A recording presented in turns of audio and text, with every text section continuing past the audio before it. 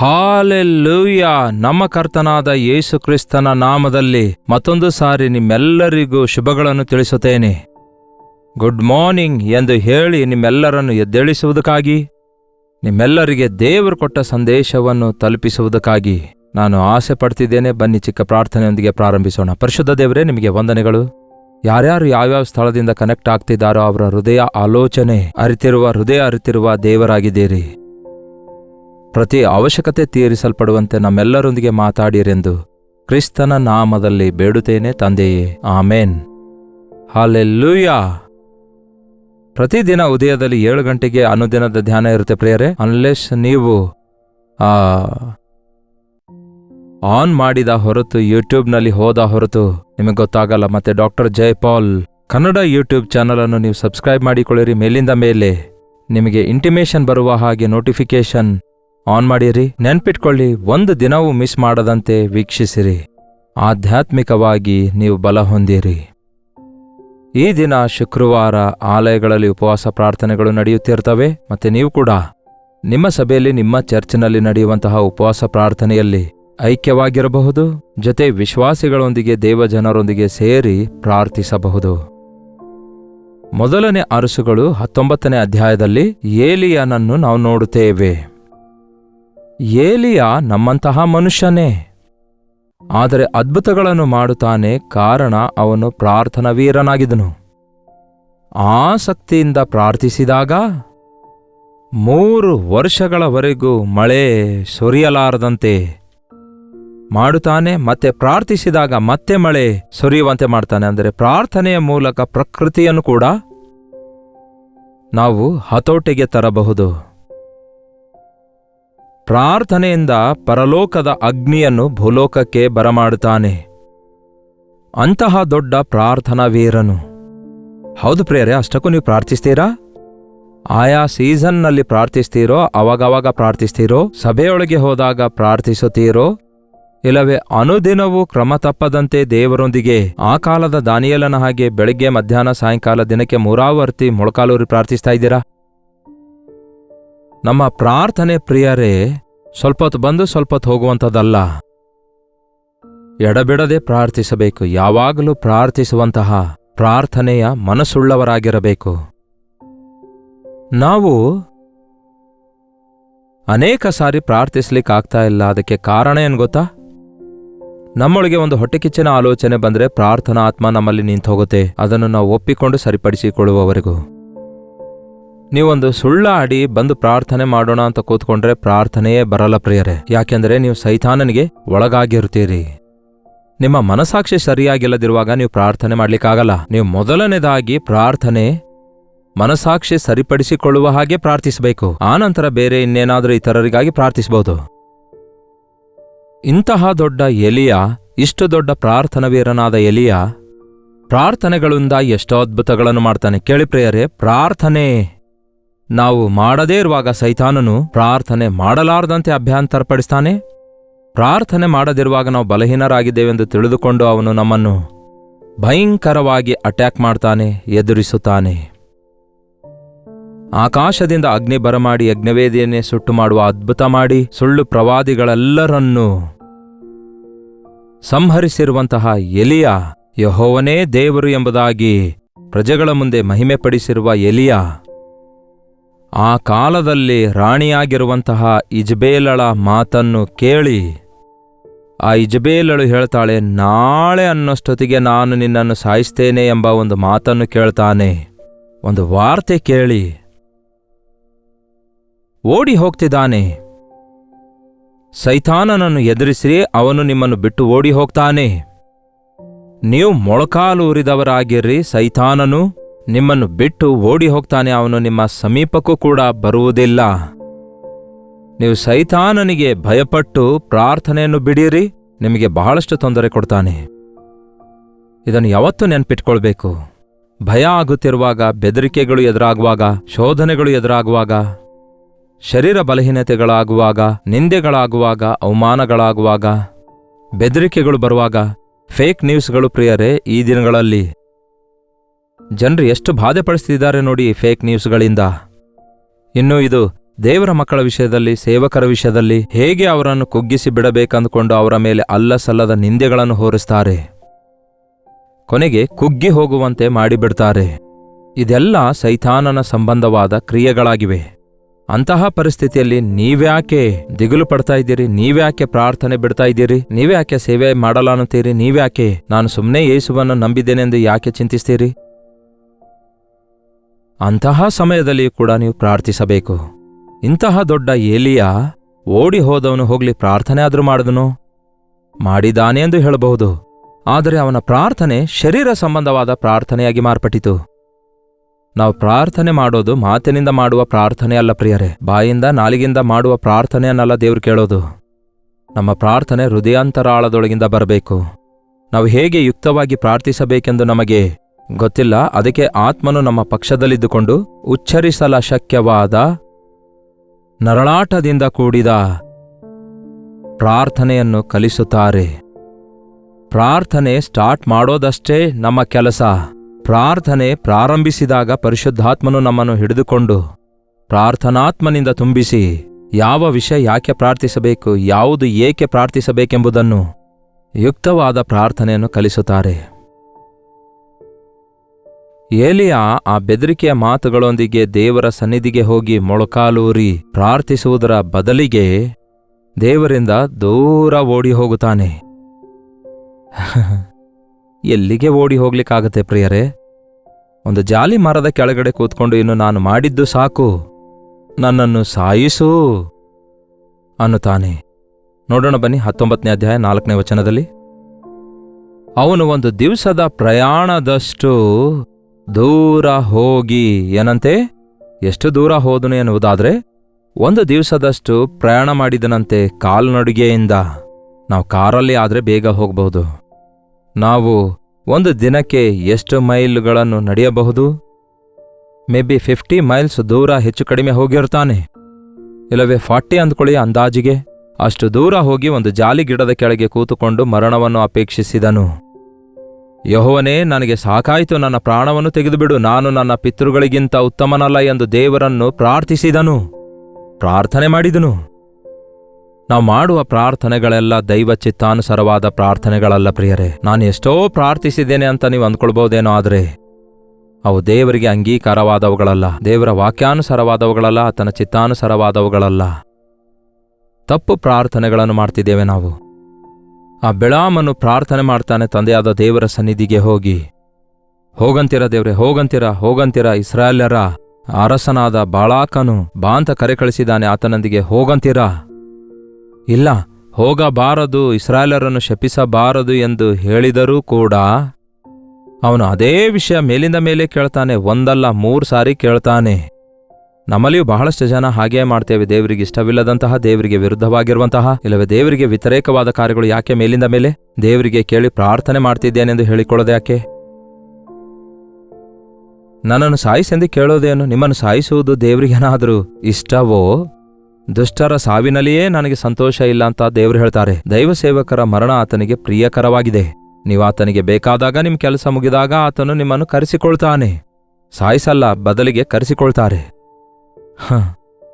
ಅಷ್ಟಕ್ಕೂ ಈ ಎಲಿಯನಿಗೋಸ್ಕರ ದೇವರು ದೊಡ್ಡ ಯೋಜನೆ ಉಳ್ಳವರಾಗಿದ್ದಾರೆ. ಹೇಳಬೇಕಾದ್ರೆ ಮರಣವಿಲ್ಲದೆ ಪರಲೋಕ ಸೇರಿಸಬೇಕೆಂದು ದೇವರು ಆಸೆ ಪಟ್ರೆ ದಿಕ್ಕಿಲ್ಲದ ಸಾವು ಸಾಯ್ಬೇಕಂದ್ಕೊಳ್ತಿದ್ದಾನೆ. ಇದನ್ನೇ ನಾವು ಕೂಡ ಅಂದ್ಕೊಳ್ತೇವೆ.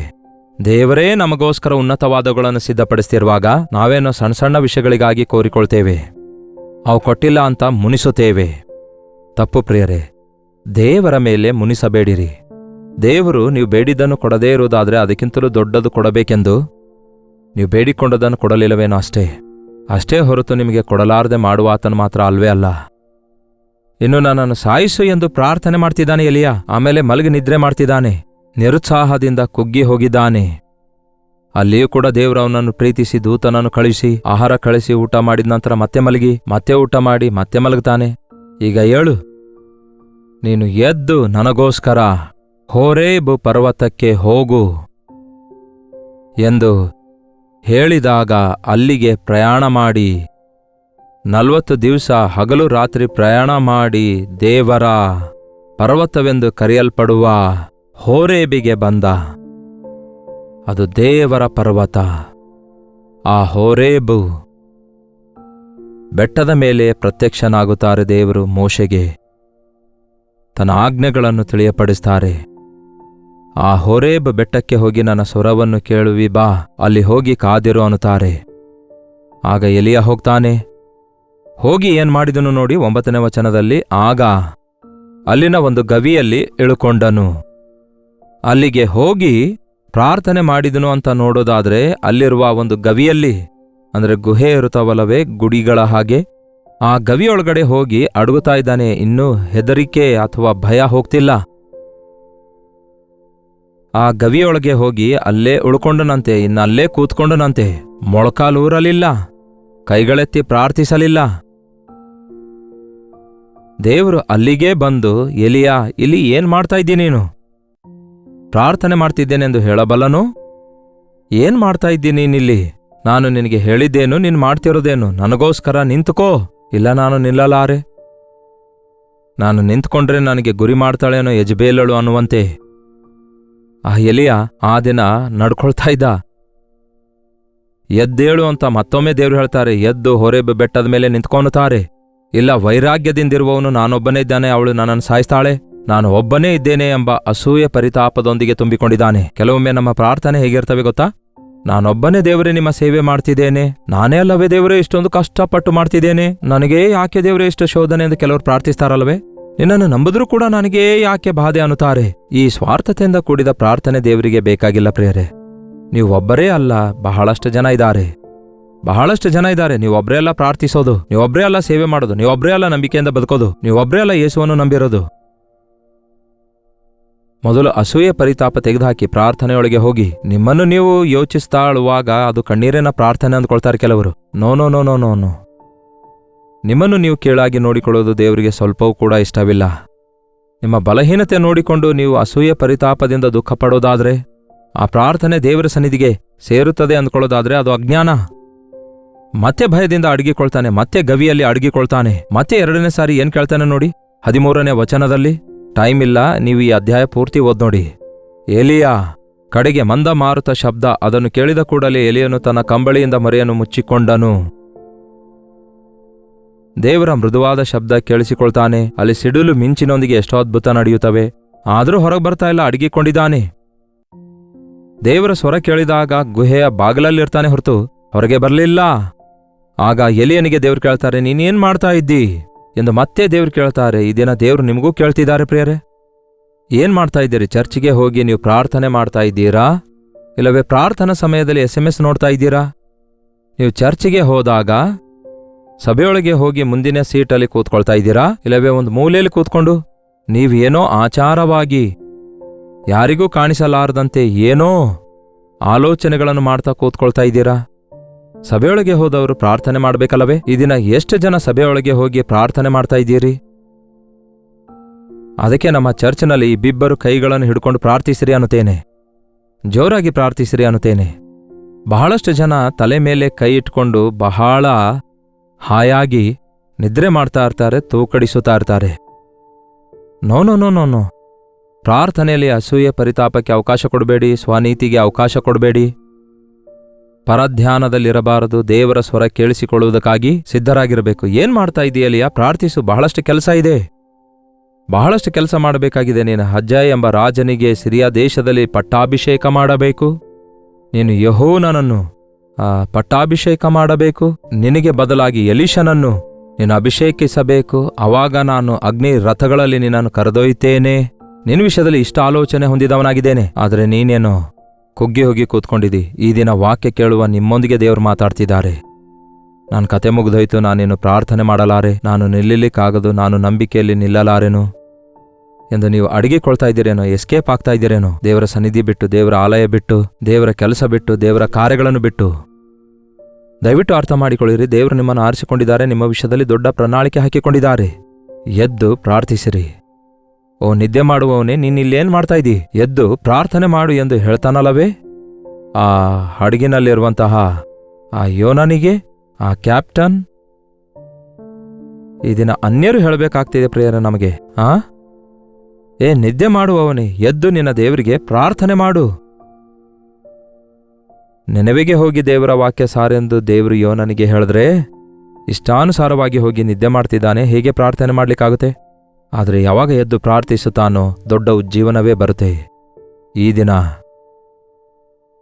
ನಿಮ್ಮ ಮನೆಯಲ್ಲಿರುವಂತಹ ಪ್ರತಿಯೊಬ್ಬರು ಪ್ರತಿ ದಿನವೂ ಕುಟುಂಬ ಪ್ರಾರ್ಥನೆಯನ್ನು ನಡೆಸಿಕೊಳ್ಳಬೇಕು.